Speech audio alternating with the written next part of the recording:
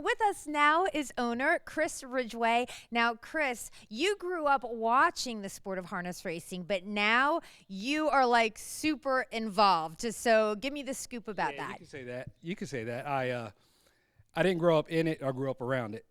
My family had horses out on Rossi's farm back in the day in the early '80s. So I used to go out there quite a bit. And then as I got to my teen years, my grandfather used to take me out to Dover Downs, and I'd run around with all the kids out on the apron in front of the track until security come run us off. But so yeah, my grandfather and I spent many nights out to the racetrack. He was a huge harness racing fan. So now you're actually owning horses.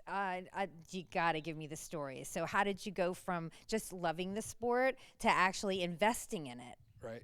Well, it started out, I loved horses as an animal since, as far as I can remember. I've always loved horses. But my cousin, Jason, who's a trainer, would always be after me, when are you ready to get a horse? Are you ready to get a horse? So finally, I coached wrestling. So I was toward the end of my coaching career, and I knew it was going to be the end of it. So I told my wife, I said, my last wrestling check, I think I'm going to take my check and put it toward a horse. It's something I always wanted to do, was own a horse. So she said, okay, I have no problem with that. So I called Jason, and I said, Jason, I got a few dollars, we can get a horse. He said, well, I think I have a friend who has one that's real cheap. We could probably get started with that. And so he called up a buddy of his, and he said, meet me at the farm, I got a horse coming. And so I met him out here, and he brought out this big red mare, and he said, she ain't much, but we might be able to do something with her. And that's how it all started.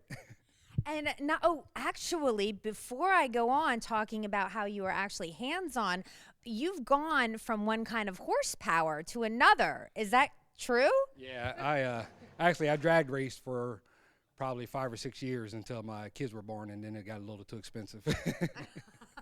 Now you're doing, instead of 4 tires, right? You're doing 4 legs. Yeah, instead of probably about 500 horsepower, now I'm working with 1 horsepower. All right, fair enough. And you're actually at the barn every day. Yeah, I come to the barn every night after work.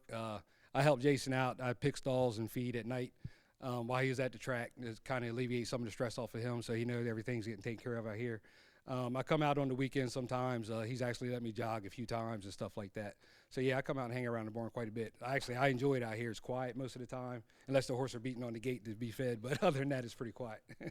And you are fostering the next generation as well to love harness racing, and we love that. You are a dad. Talk about being a daddy. Talk about your kids, because I know one especially loves the horses. Yeah, I have twins. They were preemies. They were born very, very early.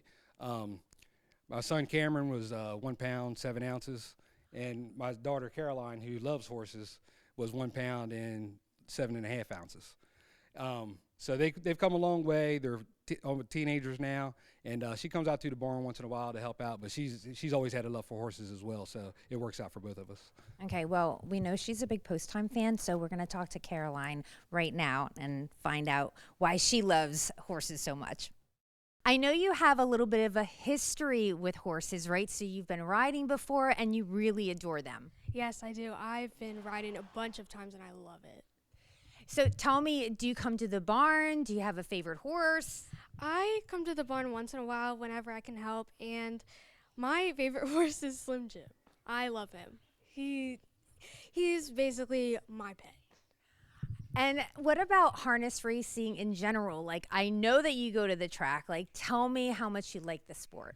I love it. It's something that I've grown up around, and I would love to go into it when I'm grown. And I love watching horses race. It's way better than anything else.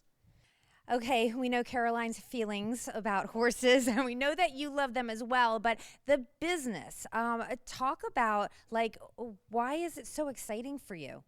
Well, at first it was exciting because I gambled a little bit. I didn't have much money, but I'd bet two across or 5 across on a horse, and I got a lot of excitement out of it. But like I said, my goal was always to own a horse. It's like a bucket list thing, was to own a horse.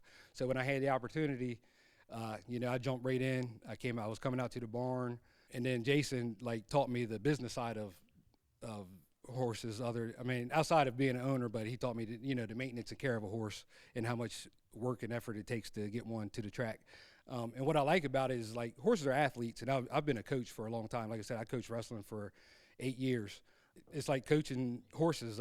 You train them all week, get them ready for the one night of racing, and then hope everything works out. We also want to mention you don't have to make $1 bazillion a year to own a horse. You don't even have to own a whole horse. You could own a quarter of a horse, the back end, the tail, the mane, maybe the left ear. I don't know. But because you don't own entire horses, right? You have partners. Right. Yeah. At first, it started out Jason and I as halves.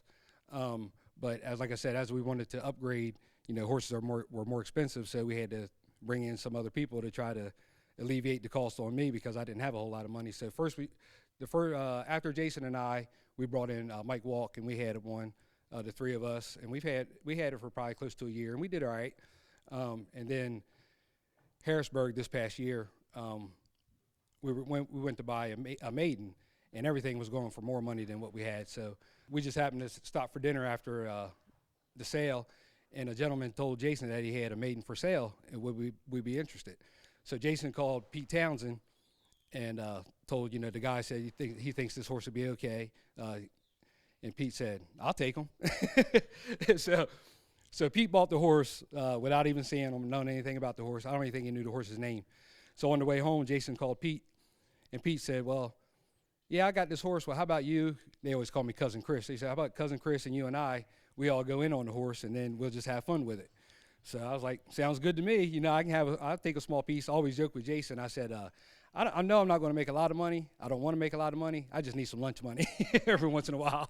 So that's always the joke. I say, I just need some lunch money. So, so you don't have to own a whole horse to have fun. I encourage anyone to, if you enjoy it, come out and take a shot, give it a shot.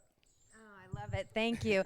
I did not pay him to say that, but that was one of the best endorsements right here. That was wonderful. Thank you, Chris, and thanks for being on the show. You're welcome. No problem. Anytime.